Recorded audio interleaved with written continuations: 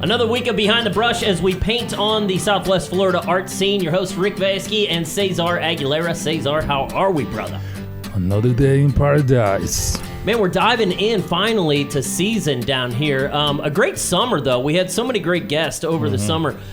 We talked to Jade from Bob Rauschenberg Gallery. We had fine folks from FGCU and their art department in the gallery. So, I mean, and even all of the fine folks from the Fort Myers Beach Art Association. So we've had a full summer here of talking art. Plus the new leaders of all the institutions. Yeah, so the summer's been packed, but the season is upon us. Right now, don't forget that throughout September, the Alliance for the Arts is taking a break. It is their 50th anniversary, and they are rehabbing the entire facility.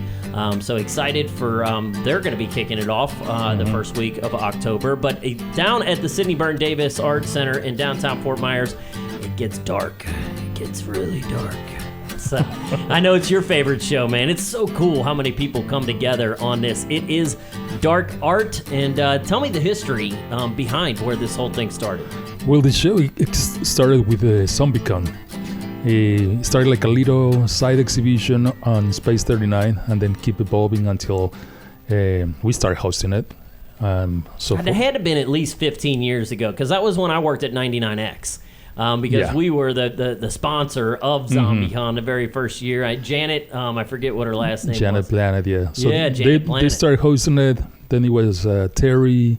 Then it was Izzy. And now it's us that hosting it. Very cool, man. So at least 15 years. At least 15, yeah. Yeah, man.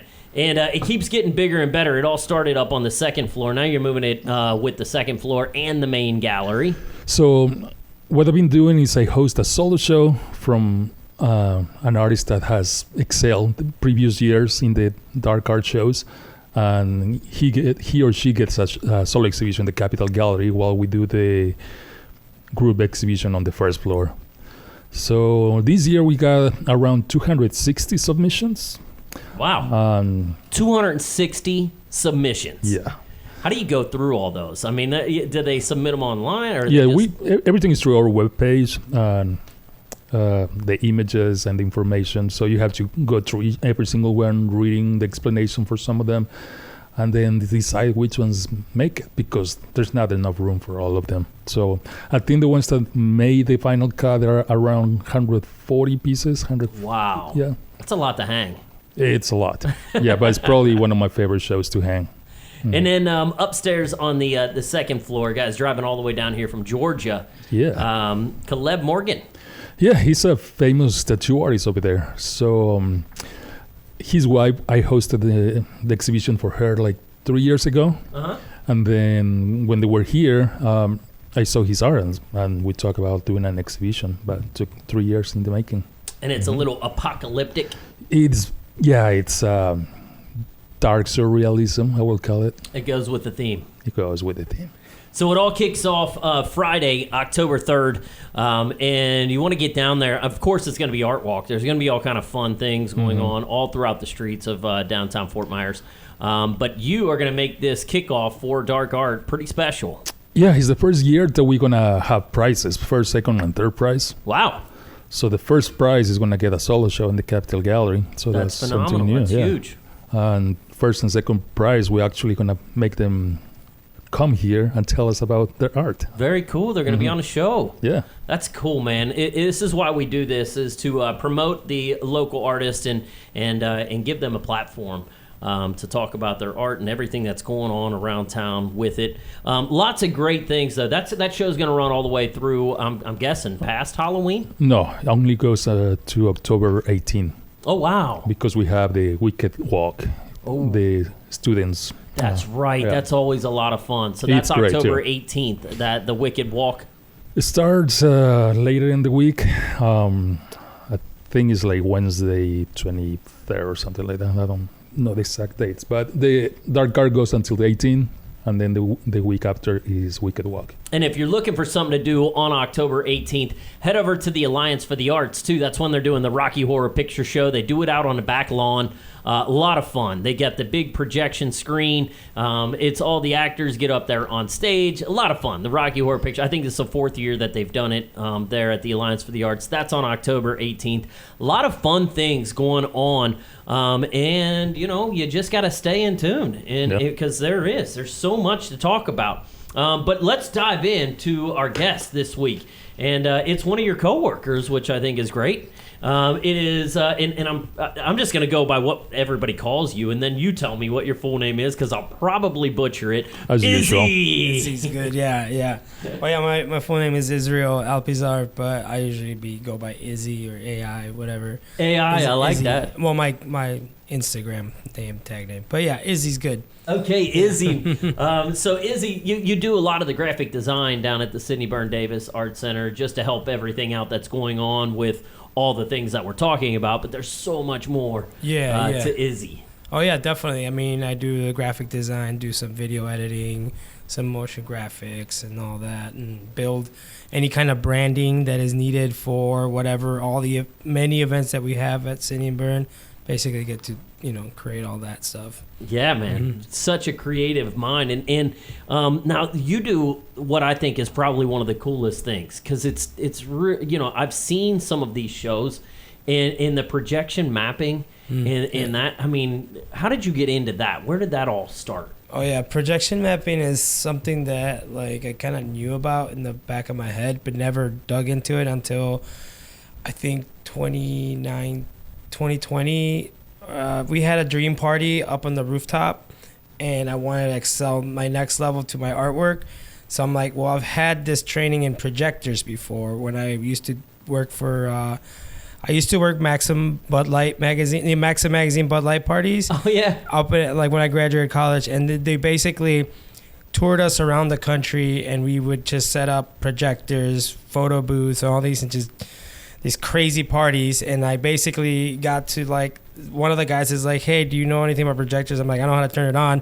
And then he's like, okay, come. And he just started showing me how to build and do and work with projectors, because I was basically a side stage type manager too. I'm not manager, but stagehand.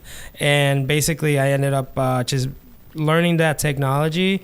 And then fast forward, that decade later, I'm thinking, okay, I usually use bulbs for my artwork. I used to make color changing bulbs to make it move. And now I'm like, okay, what's the next step for that? And I'm like, projectors.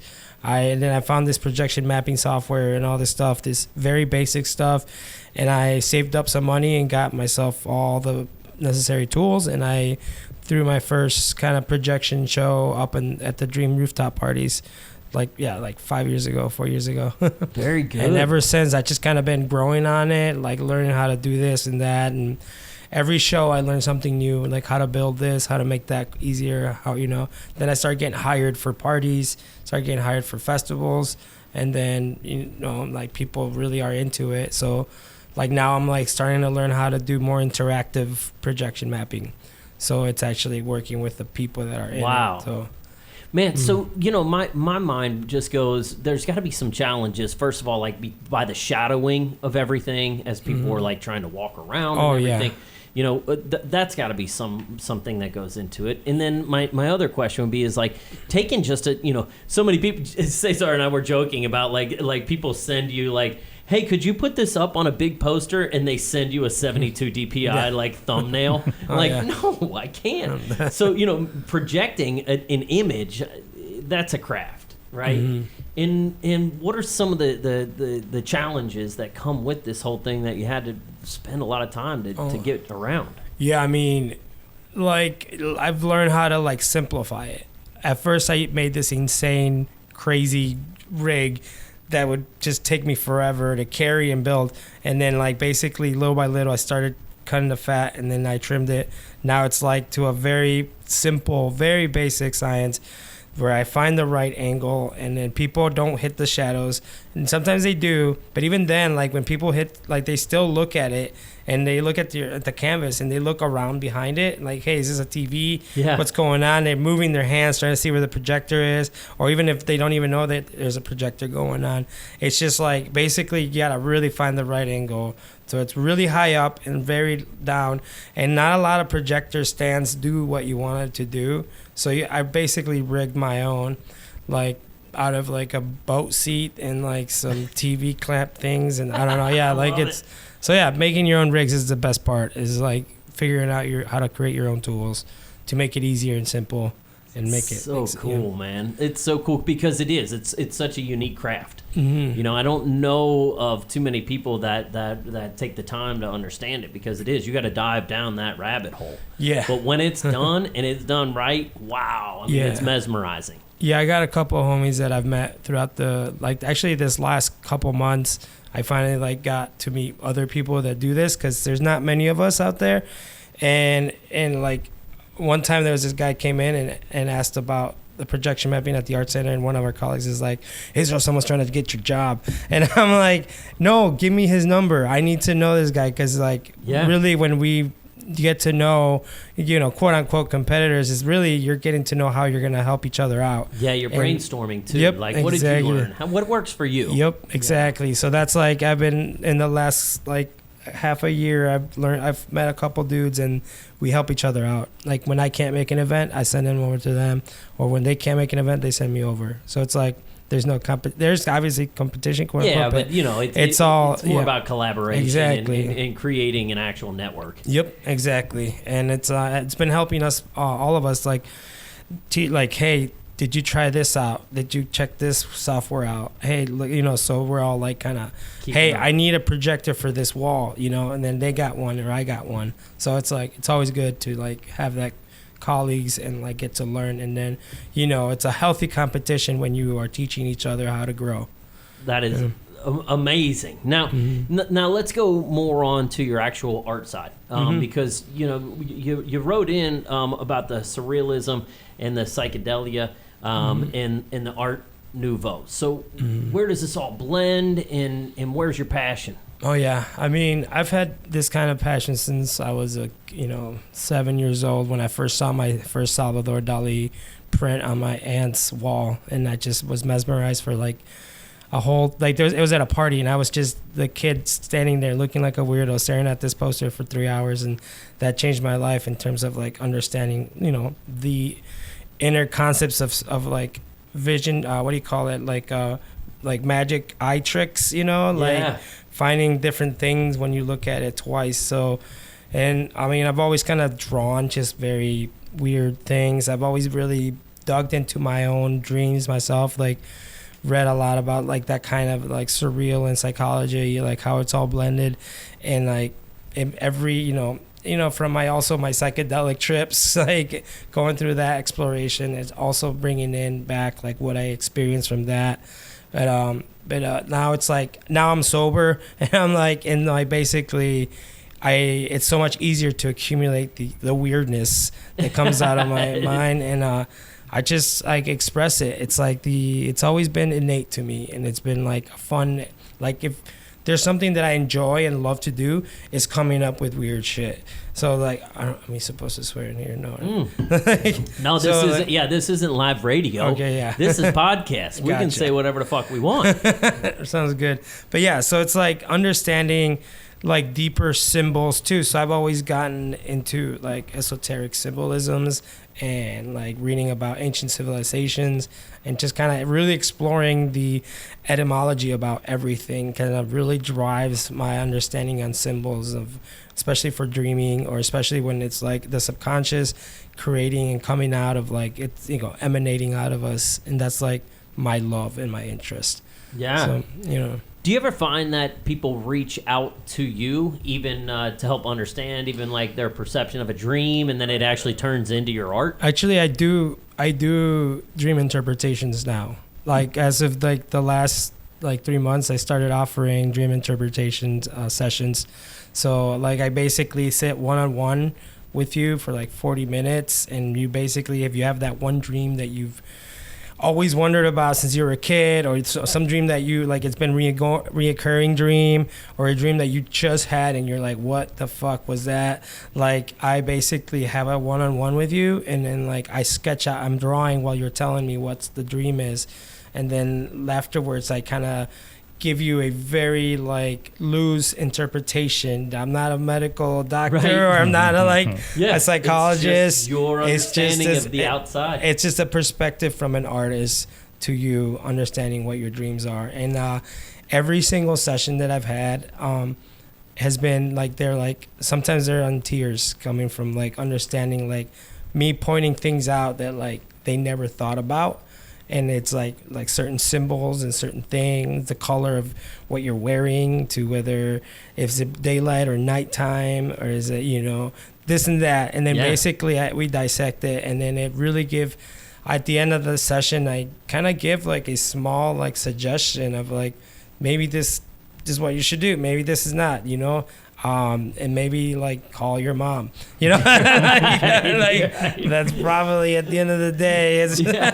So Eat more lettuce. Exactly. And then at the end of the session, you get this sketched out drawing. So cool. That you get to take home with you. And so could somebody book that with you through your website or anything? Actually, it's a great idea. I just started doing this. I know. Like, but I mean, so I you should, know, I should definitely put a thing on the website. Send you on a message on Instagram, or put it on a website, because that is cool. Yeah, I want to try it. Yeah. I want to do it. You know, I literally, it's so weird that we're talking about this, because last night, 3 a.m, one of my friends texted me about that they woke up in freaking out about a fish hook through their hand, and they couldn't get the fish hook out. Yeah. And I was like, you're holding on to something that's tearing away at you, and you can't get it out. And she's like, oh my God, that's exactly what it was. You know what I mean? So I see. Does she fish? No. No, so it's just something No, that it was just something kinda, that was in bed, and I just, boom, it came to me. Yeah. Like, that's exactly it. I'm holding on to this thing. I can't let it go. And it's actually, I'm trying to control it, but I can't. Yeah. And I'm like.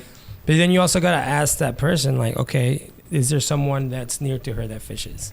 Yeah, that's true. You know? Yeah. Like, you gotta find the different aspects. And then you could, like, locate pinpoint, who is this coming from? Why the hook? Like, was she wearing a certain thing, or what color was the hook itself? Was she bleeding? Yeah. Did you wake up with pain? All of that have different components to the layers of what's so going cool. on. I think you got to put that on your website. Speaking of the website, is Israel, and say your last name for me, Alpizar? Yeah, Alpizar. Alpizar. So it's Is-real, Israel. No, Ra'el. I know, but is it spelled that way? Israel. Yeah. No, spelled as Israel. Okay. Yeah. AEL, and then ALPIZAR. .com. Exactly. Yep. Yeah, so we're going to put a link up on that, on Behind the Brush, so you can go to it. And by the time we get this up on there, I want you to have that where where somebody can book that. Have that. That's a great. Yeah. What do you think? I definitely want to try that. I didn't know you were doing that. Yeah. I mean, I've been doing interpretations for like 3 years now, but very fun. You know, at parties, hanging out with a friend, and then when I went to that French retreat, I did it to a couple of the artists I was with, and they're like, you should really do this professionally. And I'm like, oh no, I'm not a doc. I don't have a doctorate in psychology. I don't want. They're like, no, this is more of an art form. An art form. You're doing it. Your artist perspective. You're connecting with somebody. Yep. They're hiring you. You to be right. They're hiring you as an artist to figure out some of their own inner symbols that they can't understand themselves. I love it, man. And I love, like, one of my favorite, is Carl Jung. So he's like the one that I really kind of like channel through this and been learning from through this. So it's like there is a little bit of science behind it, obviously, but there's also a lot of the artist perspective, the outside creative, whatever. So cool, dude. I think it's amazing. What a great touch, and what a unique form. I mean, that's a great avenue. And I like to sketch, like, when I'm at a meeting, when I'm doing something, because that's the only way I could focus. Yeah. And like listen to people if I'm drawing.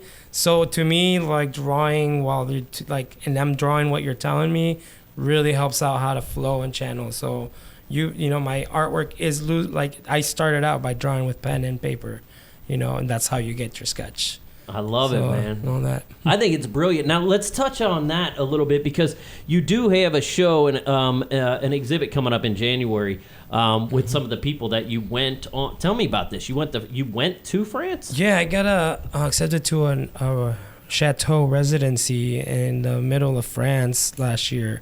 It was in April. Basically, it's like heaven. And then like coming back, just like, you hate your life because you're not there anymore. Like, I told Caesar he needs to hop on that. And this place called Chateau Orcavu, and they're basically this chateau on top of a hill in this little village that's like top population like 50 people, including the 20 artists that are there. Wow. So, and it's nature trails and all these like beautiful architecture, like just like insane. And it's basically how long were you there? For 30 days, and you get to have your own room, and you get to have your own studio, and you get to experience like the most beautiful way to process artwork, because like you're literally you also have like this French chef cooks 3 meals for you a day. Oh my God. So you're like, could it get any worse? I know. That's why like flying back in was like, I was crying. Like, I'm like, big shock to come back to reality after that. Like flying in, and I'm seeing all these like golf courses and suburbs and the big box stores. I'm like, America's so depressing. Yeah. I mean, don't get me wrong, I love America. But far cry from that. That time, that 30 days. Yeah, and I got to like experience like creating artwork with like 20 other artists, and they're all from all over the world. I have friends now from Australia, New Zealand, Kuwait, England. Cool. 4 of them were actually from Florida. Oh, wow. So, and one of them was like here in Sarasota. So he's like a great homie of mine. And he was like, yeah, dude, we lived like an hour and a half away, and we met thousands of miles. Yeah. That's great. And you stay in touch now. Oh, yeah. We all have this group chat that we're all still intact, and we kind of like console each other. And basically, that's why I came up with like the idea. I'm like, hey, what if we all have a show together and show what our the experience.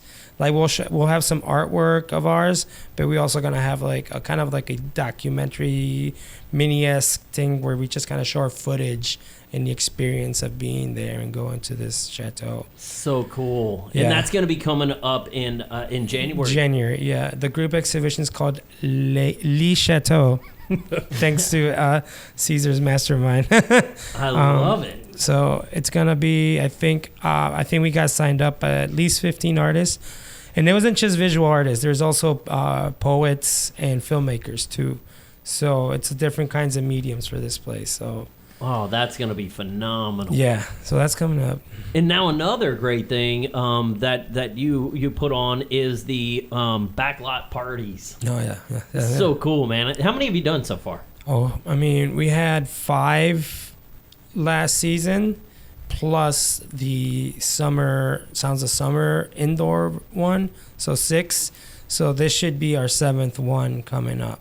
Wow, so that's wild. Cool. Yeah, it's such a great. Tell us about this. Tell everybody about what is the backlot parking lot party. Altogether, it's like an alternative circus with a multi-genre music presentations and party. I like back in when I used to live in Chicago. There was these block parties that would have in between buildings, and it was just like really like just bomb ass parties, and they're so fun. And I was looking in our back lot one time, and I'm like, dude, this looks like a Chicago alley. It made me miss Chicago. And that's when I brought it up to Jim, our ex-director. I'm like, hey, what about having these parties out there? And also, like, we saw, the catwalk we got up there. Yeah. So I'm like, what if we have an aerialist hanging from there? Because, like, I'm friends with all these, like, fire spinners and, like, aerialists, and they're, like, part of my, like, group that we hang out with. And I'm like, guys, we should throw a party back here. It's perfect. Yep. And then, like, basically, doing something a little more alternative, something more, like, kind of, like, because it's so like funny in our new age of ADHD, like trying to entertain people. Right. It's like you gotta have so much multi-sensory like things. So it's like we have music and all kinds of music, from rap, hip hop to punk and EDM. too, and spinning some like synth 80s type stuff too. I even spin some cumbia once in a while, but like then you got the spinners. You got the fire like on top of the shipping container doing fires, and people love it. Then I got my friends doing the aerialist thing going on, and now I got my homie, this other guy that does projection mapping. He helps out doing kind of just tapping into the whole walls. So it's like a multi-dimensional, multi-sensory. Yeah, and there's been live art there? Yes, and we have visual artists and vendors and all that come in and then just do it. Like we had Art Symbol come in, and they would do their spray paint T-shirts and all this stuff. So it's like, it's a lot going on. Yeah, and we have food too. You get a cocktail out there. Yeah, and some food too, right? Yeah. We have our friend Diana that she's like creating, like she makes her own like food vendor thing. So we have just, you got food. You also have alternative drinks like kava and kratom from like whatever kava bar we have sponsoring us at that moment. But also we have 21 plus drinks so it's everybody can enjoy their time there. Man, you got so much going on, brother. Yeah. Lots of good stuff. Yeah, and it's a good group collaboration. So it's like I always like to make sure that people know that this is like not my show, this is not my thing. This is like me just like opening the doors for everybody to do their thing. Like, hey, let's all have a fucking blast and like do the best that we can at what we do. And it's so fun, man. I've been to 3 of them, I think, and every time I have a great time. Yes, and I always like to bring in bands from out of town too. Like this time we got this band called Soul. It's like from St. Pete or Tampa. They're amazing. They're like math rock, but also very funny. Like it's I don't know what to explain to it, but they're coming in, yeah. And then we also have our first one of the season, October 17th. We have the Electric Mud coming in. Oh, they're great. They're fun, yeah. They're a lot of fun. Shy Blossom, they're like a band that's like they're these kids that are just starting to grow, but they're like amazing.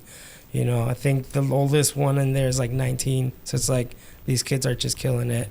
Who else do I have? Like as far as different genre, I have Omnichrome. He does some wubs, EDM, crazy wobbly shit. This is all for the October show? Yep. Yeah. October 17th. Yep. Sidney Berne Davis, downtown in the back parking lot. And how much is it to get in on that? It's $20 at the door, but if you go on our website, get the $15 discount. Pre-sale for $15, 50 at the gate, or 20 at the gate. Yep. That's not bad at all. No, I know. It's like people tell me, it's like, hey, you should raise the price. I'm like, to like 50 or 60. I'm like, yeah, but no, because like a lot of like this is like we want everybody to be able to come in. You know, this is not exclusive, or this is like an entertainment that's like for the people, by the people type thing. So it's like keeping it at very low prices. It's key, perfect. And everybody, all the artists have faith that all the people that come will put their input, and they get they still get a good compensation afterwards. So, and speaking back to the surrealist part of some of your art, there's an amazing thing you guys are going to be doing, the big gala coming up in March, and that is inspired by when you were a kid. Your favorite art was staring at that Salvador Dali. Oh yeah. So is some of your surrealism coming through on this as we look a little further down the road? Oh yeah. I mean, I think I'm one of the artists, but also I was part of the committee today. We had a little plan, and then just kind of digging in what we're gonna do. So we're gonna, I get to like create the graphic design for it, and then I'm gonna like create some artwork, whatever. But we're gonna really wanna expand into something different, like make it more of an experience than just a gala dinner. Yeah. So like some of the projection mapping idea I wanted to bring to this was this like reflection thing where people look at this like frame screen and they see themselves but all twisted out because of the cool. The video. Like there'll be a camera that like looks at them and then it filters through and projects back onto itself. So how cool that's is like that? A quick little concept that we're gonna be working on. But besides that, I mean, it's gonna be a fabulous, insane night. Awesome, man. Izzy, thank you so much for coming and getting behind the brush with us. Lots of great things happening, man. The Backlot party is happening October 17th at the Sidney Berne Davis. Get down there and have a great time. I mean, so many cool things going on there. And the projection mapping that you got going on, and just being a part of the Sidney Berne Davis, your imprint, your fingerprint is on so many different things. Yeah. So I know that you're well respected and loved around the art community, so we appreciate you taking the time to sit down with us. Yeah, man. Thank you. That's very heartfelt. And Dark Art is coming up next Friday, October 3rd. October 3rd. So get down there. It's going to be a great time. And that runs through the 16th. Through the 17th, and then we have the closing ceremony that will be the Southwest Florida Dark Gala. And don't forget a lot of fun, spooky things happening at the Alliance for the Arts, including a lot of fun at the Rocky Horror Picture Show on October 16th. And our good boy, Marvin D. Rouse, he's got his sneaker exhibit going on down in Naples, 853 4th Avenue, South Naples. Saturday, October 11th from 6 to 9. It all kicks off. We talked to him a couple weeks ago. You want to know more about that show, go back, listen to us on Spotify, Apple, wherever you get your podcast, and listen to the Marvin D. Rouse show. Find out about the sneaker exhibition that he's got going on down in his studio. It's pretty cool, man. They paint Adidas and all kinds of fun things, and that's going to be a great show down there. Lots going on all around the art community. That's what we do here. We get behind the brush and paint the whole scene for you. Until next week, keep it painted and keep it real.